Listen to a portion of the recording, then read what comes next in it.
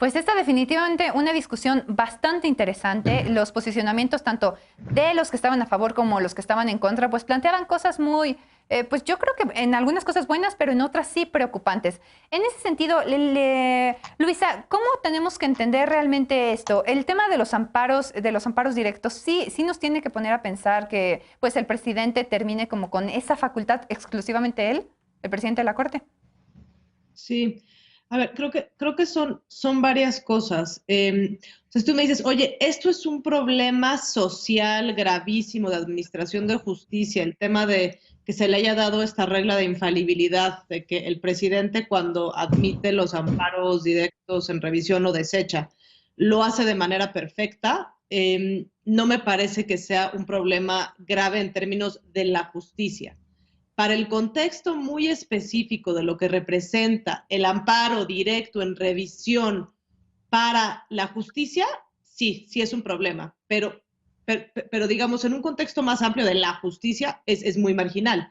Y esto tiene un poco que ver con precisamente la promesa de esta reforma judicial, como se ve en la exposición de motivos y como ha sido pregonada y presentada como una reforma que va a acercar la justicia a la gente y va a ser más justa, cuando en realidad me parece que poco tiene que ver con eso. O sea, el tamaño de asuntos que llegan a amparo son pequeñísimos. Creo que es el 5% de un asunto que llega a un amparo directo. O sea, el problema real de la justicia está en la justicia local. Está en la manera en cómo se administra, cómo se designa, los presupuestos, cómo se prepara a las personas. Entonces, si pensamos que esta es una reforma que nos va a acercar más a la justicia en sentido amplio, creo que estamos caminando hacia el lugar incorrecto. Ahora bien, lo que sí me gustaría destacar de la reforma, o alguna cosa como para empezar este tema, es que es una reforma que vale no tanto por lo que dice, sino por lo que no dice. Y recordarán que cuando comienza el sexenio se vienen varios intentos de reforma, muy en el estilo del gobierno actual, que saca la cosa más espeluznante, y cuando al final se aprueba la cosa que tiene un cuarto de espeluznante, todo el mundo lo aplaude. Entonces, digamos, frente a la posibilidad que existía en un momento primero de hacer una reforma estructural del Poder Judicial y particularmente de la estructura de la Corte y de tener dos salas más y hacer una sala anticorrupción y luego tener estos mecanismos de que se van a ratificar a los ministros cada 6 años en el Senado, o sea, estas cosas que de verdad eran una locura, o el court packing, o sea, bueno, pues entonces, digamos, frente a esa opción, sin duda que esta opción de reforma, pues yo creo que está mucho mejor. Me parece que es una reforma o sea, que son para temas muy Sí. específicos, como muy, o sea, como decía, muy técnicos de amparo, que yo diría, bueno, pues, o sea, con algunas modificaciones que igual y podemos platicar ahorita un poco Sí. más, creo que me parece bien que se apruebe. Me parece bien que se apruebe porque el Poder Judicial lo que más necesita es que se apruebe esa reforma para que la Corte pueda resolver, a mi manera de ver, con autonomía todos los asuntos que tiene pendientes en el Pleno. En ese sentido, Sergio, Luisa lo pone muy bien. Mucho de lo que leímos, de las críticas que leímos hoy en redes sociales, es que en realidad esta reforma no era como para acercarle a las y los ciudadanos de pie el acceso a la justicia, sino como mejoras al sistema judicial. ¿Cómo lo tenemos que entender? Porque en el Senado nos lo están vendiendo como la gran reforma que nos va a permitir tener un sistema de justicia más expedito, más real. Pero pues realmente los cambios al parecer no son tantos. Sí, claro, yo creo que ahí es muy interesante lo que plantea la licenciada Luisa, en el sentido de que pues, hay que hacernos la pregunta si es verdaderamente la reforma que necesitan los ciudadanos, la reforma que necesita el Poder Judicial o la reforma que necesita el Ejecutivo, ¿no? O la que necesitan los tres, ¿no? No sé, creo que trata temas muy específicos, temas de adscripción de jueces, temas de carrera judicial.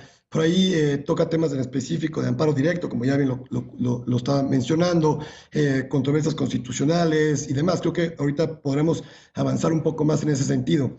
Pues realmente creo que también estoy muy en el sentido de lo que se ha estado comentando en esta mesa el día de hoy, en el sentido de que verdaderamente esas ganas de justicia que tiene el ciudadano y ese reclamo constante que se da en la sociedad mexicana por más justicia, por condiciones de imparcialidad y demás, realmente no es lo que está tratando esta reforma, ¿no? El Poder Judicial al día de hoy, bueno, yo en mi experiencia al menos he tenido una gran experiencia con el Poder Judicial, pero como todo, pues está susceptible a mejoras. Hay muchas cosas que le faltan a esta reforma judicial. Creo que tiene cosas buenas, creo que tiene cosas malas, pero sobre todo hay muchísimas cosas que quedan fuera. Y creo que es muy importante aprovechar este ejercicio. Ya bien lo decías, de la discusión que hubo en el Senado. Creo que eso es bueno, en cierta forma, de que espero que se dé realmente la discusión necesaria para poder acoplar y para poder incluir todas estas cuestiones que son necesarias, que la sociedad aclama, ¿no? En sentido de justicia, de accesibilidad.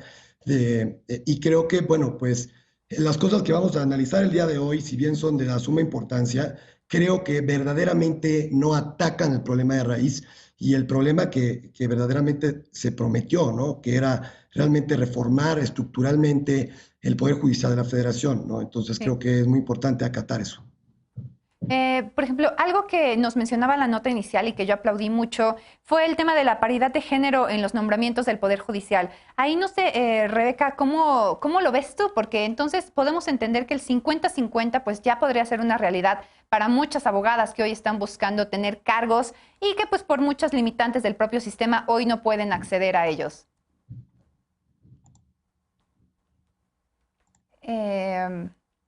No, Rebeca.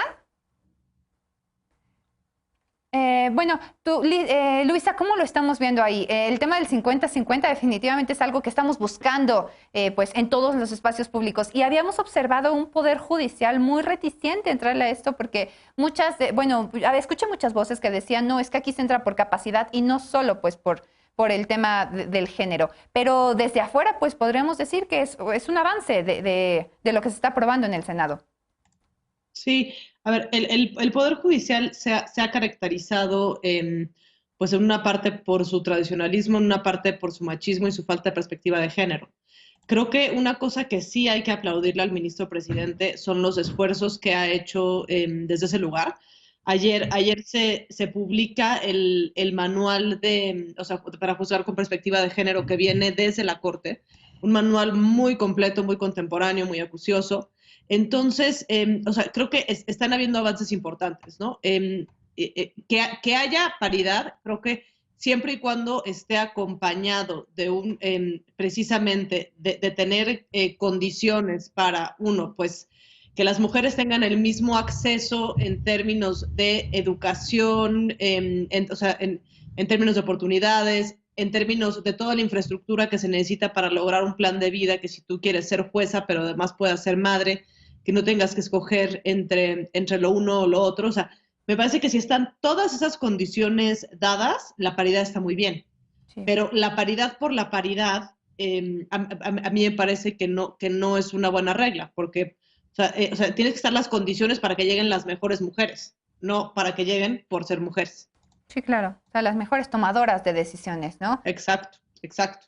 Pues me parece que es todo un reto, pero yo me acuerdo que una vez iba justamente en un taxi y escuché por primera vez una convocatoria donde decía esta convocatoria está exclusivamente dirigida a mujeres. Creo que va a ser un cambio bueno para el Poder Judicial. Pero no sé si, Sergio, nos podrías tú explicar entonces de qué manera quedó limitada esta iniciativa, porque la discusión realmente sí se puso muy álgida. Es decir, decían, es que nos prometieron que iba a haber una transformación completa al sistema de justicia, pero esto realmente solo nos quedamos con tema de amparo, con este tema de género, o sea, con cambios que definitivamente sí cambian el rumbo del Poder Judicial, pero no de acceso a la justicia para las personas.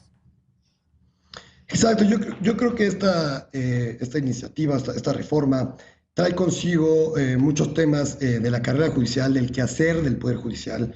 Habla mucho de cuál es el quehacer también y la injerencia que tiene el Consejo de la Judicatura Federal como este órgano que se instituye, ¿no?, de administración del mismo Poder Judicial y demás. Creo que también en ese sentido se le dota un poco de independencia o se le pretende dar un poco de independencia a este órgano para la designación de jueces, de magistrados y demás. Pero creo que de nuevo, y retomo, ¿no?, creo que lo que hemos estado comentando desde un principio, creo que hay que ser muy cuidadosos por querer lograr cosas buenas, dar pie a cosas que pueden salir contraproducentes en este tema, porque verdaderamente lo que debe de abocar a una reforma judicial es dotar a los ciudadanos de una justicia más rápida, más pronta, más eficaz, no más allá de temas que si bien son importantes, ¿no? Creo que la importancia es de qué manera podemos llevar a más personas justicia y de qué manera podemos pues, realmente arreglar este problema o mejorarlo, ¿no? Yo creo que el Poder Judicial de la Federación a la fecha tiene muchísimas bondades, pues, por así decirlo. Creo que muchísimos de los grandes cambios que se han dado en el país han sido de la mano del Poder Judicial. Y como todo, esta reforma viene a cambiar las formas de hacer el derecho constitucional, y pues es de la suma relevancia, ¿no? Una reforma constitucional que de esta calidad yo creo que no se ha dado desde el 97. Es muy probable que a partir de esta reforma cambiemos de época, de la 10ª a la 11ª, y por eso hay que también verlo desde esta perspectiva, ¿no? Y también analizar tanto el legislador como los ciudadanos y justamente pues darle vida a estas mesas de discusión para que todas las peticiones y cosas que han faltado pues verdaderamente puedan llegar al cambio y se pueda aprovechar este ejercicio democrático para realmente eliminar de raíz el problema que tenemos. Sí. Rebeca, te preguntaba hace ratito cómo lo veías en tema de perspectiva de género, pero me gustaría también que nos dijeras pues tu panorama general de esto. ¿Va a servir? ¿Es un avance? ¿Está limitado? ¿En qué momento nos vamos a encontrar entonces después de esta reforma? Yo creo que sin lugar a duda y coincido totalmente con el avance y lo que ha significado para la garantía de los derechos el Poder Judicial de la Federación, y dotar y tener algunas herramientas para mejorar el acceso a la justicia a nivel federal.